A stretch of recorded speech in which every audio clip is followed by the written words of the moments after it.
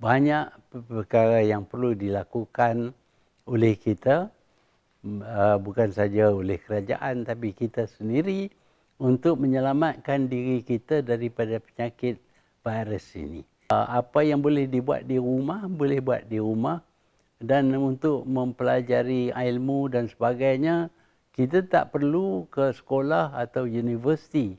Kita boleh belajar di rumah mungkin melalui internet dan sebagainya. Semua ini perlu dilakukan sekarang ini juga.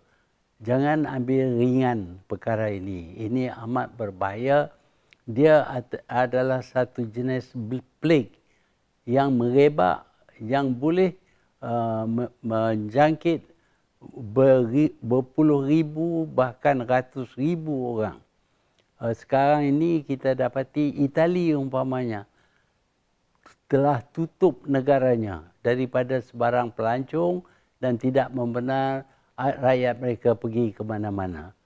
Memang pun ini menjadi satu tekanan kepada rakyat kerana mereka tidak boleh keluar rumah pun.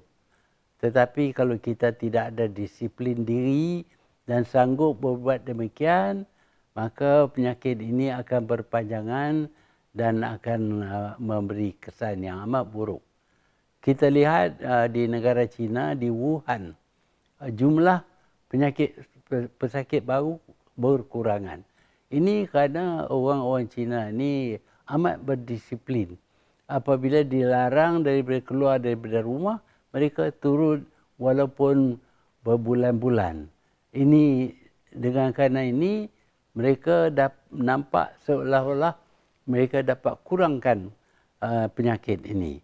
Dan kita dapati bila penyakit ini tidak ada ubat. Tidak ada ubat yang boleh kita telan dan dapat sembuh. Sebaliknya dia adalah satu jenis penyakit yang perlu kepada vaksin. Vaksin pula akan mengambil masa untuk diadakan dan testingnya mungkin mengambil masa yang panjang sehingga 18 bulan mungkin.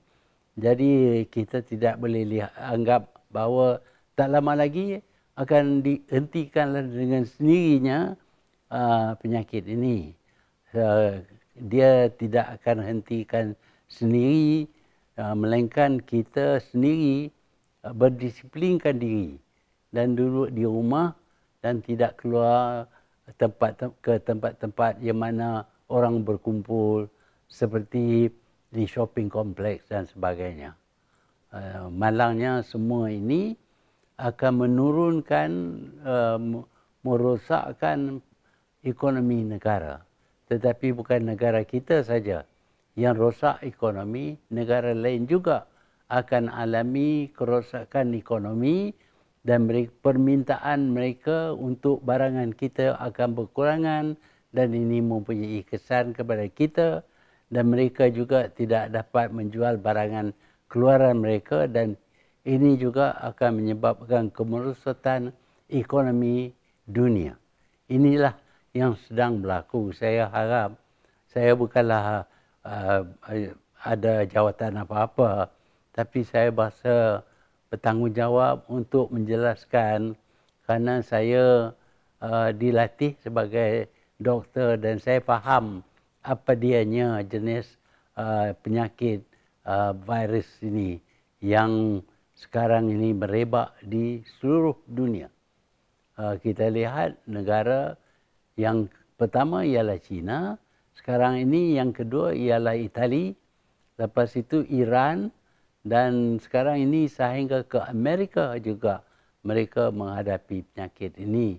Saya berdoa supaya mereka dapat dengan cepatnya mencipta vaksin baru yang boleh digunakan.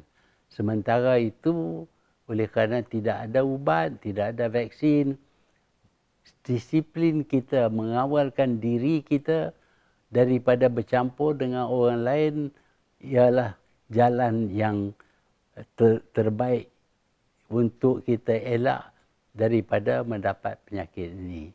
Saya harap kita semua berasa bertanggungjawab dalam usaha untuk mengurangkan kesan penyakit ini.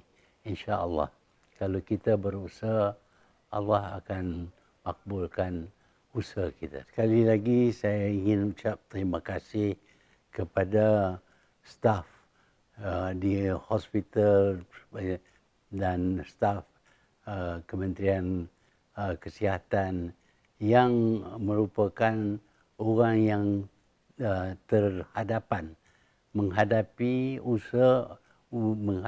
pesakit ini dan menjalankan usaha untuk membantas merebaknya sakit ini. Saya ucap terima kasih kepada doktor dan jururawat dan pegawai-pegawai rendah dan tinggi yang terlibat dalam usaha kita untuk menyelamatkan rakyat Malaysia. Terima kasih.